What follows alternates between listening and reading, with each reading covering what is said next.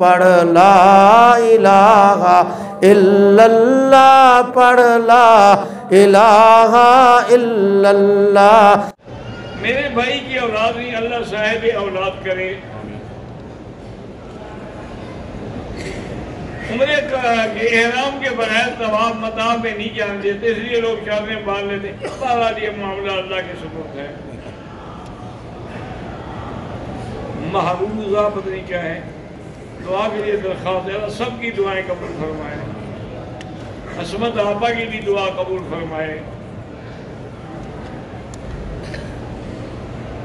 میں نے مسجد عائشہ سے عمرہ کیا، سر کا چوتھا حصہ منڈوایا، ٹھیک ہے دم نہیں پڑے گی، لیکن افضل یہی ہوتا ہے کہ سارا سر منڈایا جائے۔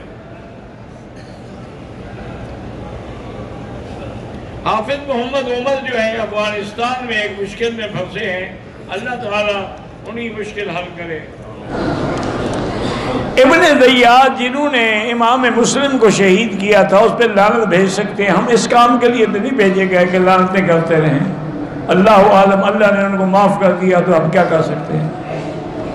اسی لیے اس میں اہل سنت والجماعت کا یہ عقیدہ ہے کہ خاموش رہو، بس نہ تعریف کرو نہ لعنت کرو۔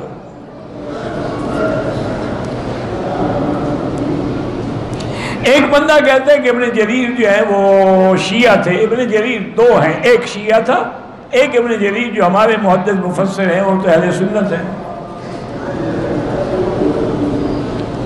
پاکستان میں لوگ محرم میں شادی کرنا جائز سمجھتے ہیں، بالکل بے وقوفی کی بات ہے، بدعت ہے، بلکہ محرم میں شادی کرنی چاہیے۔ حضرت حسین نے خود شادی کی بیٹے کی محرم میں۔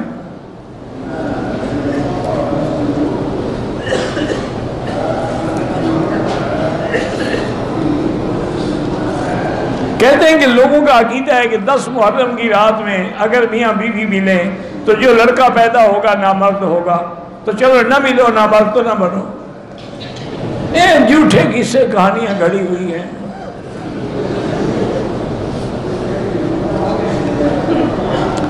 پاکستان میں لوگوں کا عقیدہ ہے کہ عورت کو حمل ہے تو سورج گرہن یا چاند گرہن کی صورت میں کوئی کام نہ کرے۔ یہ بھی جھوٹا عقیدہ ہے، یہودیوں کا اور ہندوؤں کا عقیدہ ہے۔ ہم کوئی سورج پرست ہیں؟